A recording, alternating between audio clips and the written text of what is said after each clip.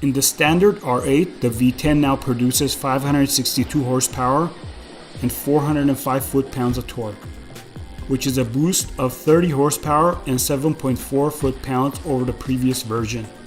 The updated power plant gets the coupe to 62 miles per hour in 3.4 seconds or 3.5 seconds for the convertible.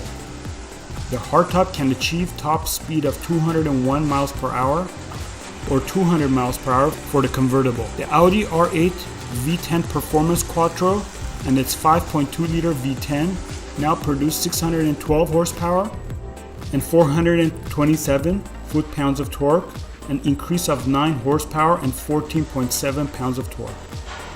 The more potent power plant gets the coupe to 62 miles per hour in 3.1 seconds and 3.2 seconds for the Spider.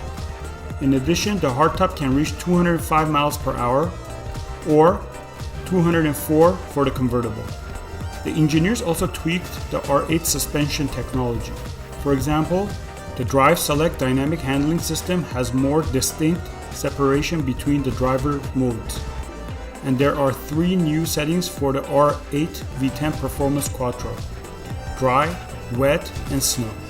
Revisions to the stability control programming also let the top model brake to a stop from 62 miles per hour in 4.9 feet less distance and 16.4 feet shorter from 124 miles per hour.